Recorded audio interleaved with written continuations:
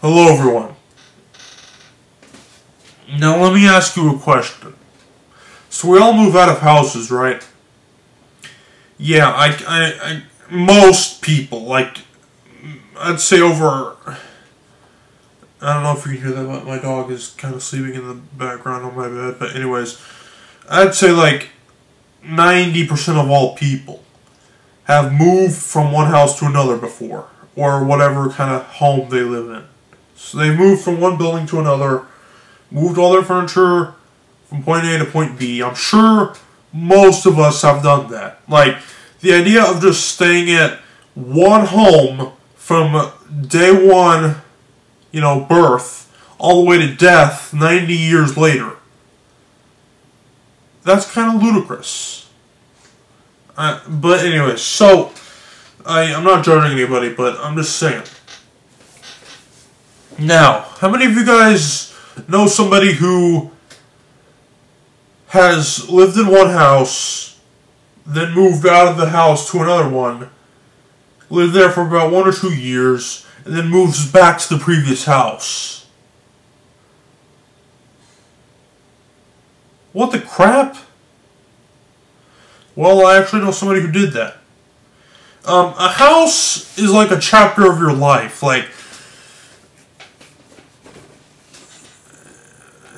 each chapter, like, say you're reading a book, and you're going for reading it from the first page to the last page, I mean, how else would you read a book?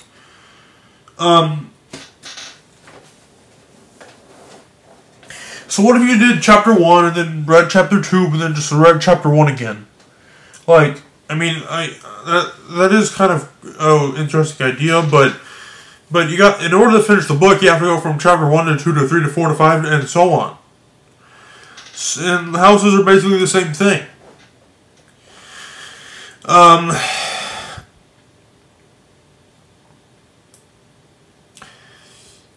Now, just going back to a house you've previously lived in the past kind of defeats the purpose of that.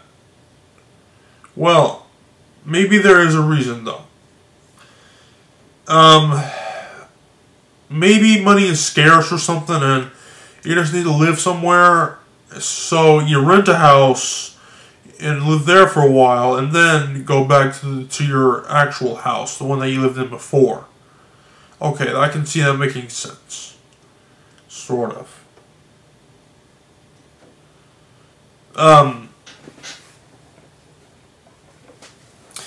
But me personally, I just like the whole chapter-to-chapter thing instead of just going back to a previous chapter.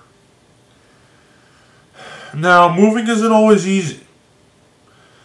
Moving from house to house can be anxiety-inducing. Like, okay, so, in 2013, I lived in this very tiny house. About, I'd say, 600 square feet, maybe. And that's pretty small, trust me. I don't really know how to give you an example of how small, but that's tiny, trust me. 600 square feet. It was probably one of the greatest houses I've ever lived in. My mom hated the hell out of the place, but I actually liked it.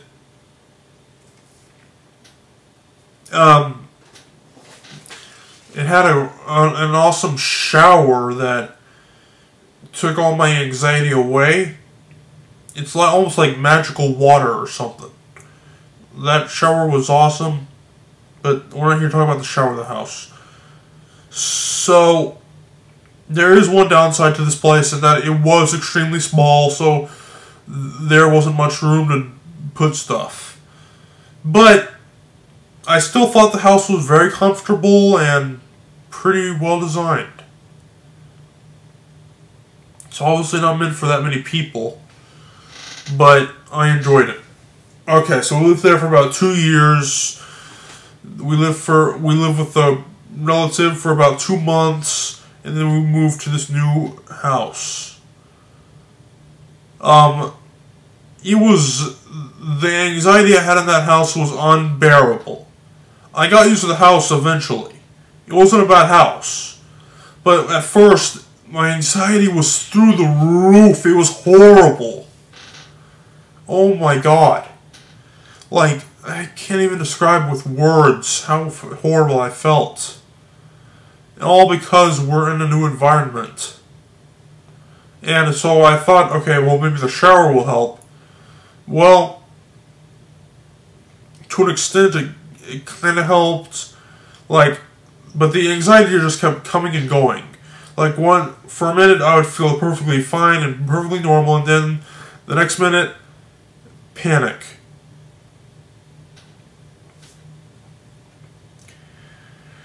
So, there is such a thing as moving too often. Maybe the budget, or I don't know if budget's the right word, the money isn't right. Maybe you just have no choice but to move a lot. But try your best to stay in one place for, like, at least a few years at a time. But there's a lot that goes into freaking having your own house. Like, you have to pay rent, you have to pay for Wi-Fi. Well, I don't know if you have to pay for that. I don't know if that's really a necessity, but there's a lot of things you have to pay for, okay? Clean water, electricity, a lot of bills you have to pay. And obviously it's not easy. You have to learn that skill. So,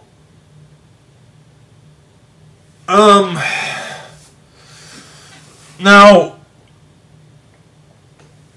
what Dr. Phil and freaking, what's his name, Dave Ramsey don't seem to understand is that not everybody moves out of the house when they're 18 or when they graduate. I'm not hating on Dr. Phil or Dave Ramsey or anything. They're both really smart people, but they just, if the family's okay with them living there for extra time, it's no big deal. Like, I'm 20 years old, I've made it to 2 decades, and I haven't even started to begin about my future house to myself. That is so far into the future.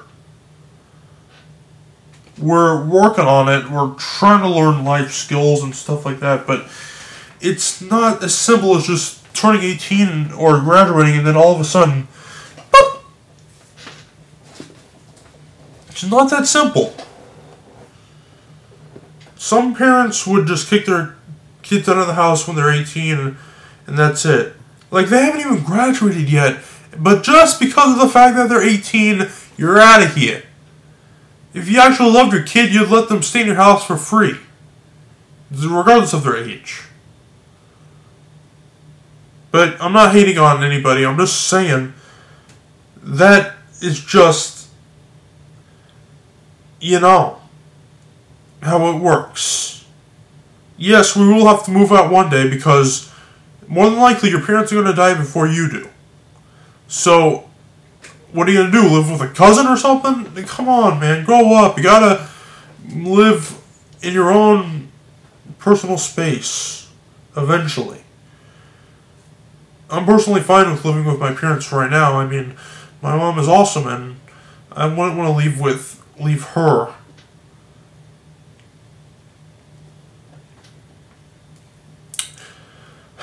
Alright, so we're almost done here, but I'd like to say a few more things. There are different types of homes. Like, it might not even be a house, it could just be an apartment or something like that. Some people live on the water. That's right, there's houses that were built to be on water. Seasickness? I think so. Like, how do you even bear that crap? Some people live in RVs, like, their house is portable. They can move their house. I wouldn't want to live in one of those either. That's not sturdy enough. A house stays in the same place for all eternity until it breaks down. Now the Earth moves and around the sun and it spins, and so technically it's not always in the same place, but who cares? If I don't feel the Earth moving, then it's the same place. So yeah, there are different kinds of homes. And some homes become freaking tourist attractions. Some houses do. Maybe because a famous person lived there, or a crazy event happened, or whatever. There's lots of houses that have become tourist attractions. Now, a pretty crazy one would be in, I think it's California, the Winchester Mystery House. So apparently,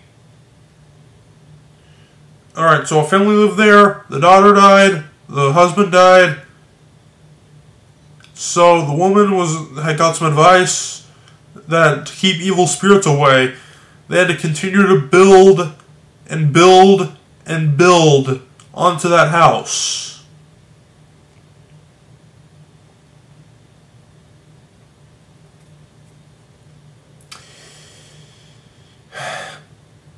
Okay, I don't know, I don't know what she was thinking. I don't know how that helps, but anyway, so now, since she's died now, it's become a tourist attraction because it's so momentous. There's no rhyme or reason to any of the layout of the house. There's doors that lead to walls. There's doors that are on any floor that's not the first floor, and if you just open it up, you'll go straight outside. If you're not careful, you could just plummet. There's stairs that lead to nowhere. Windows that would lead to nowhere. It's insane. And it's actually kind of a fun place to explore. If you're not scared of ghosts, that is. Well, guys,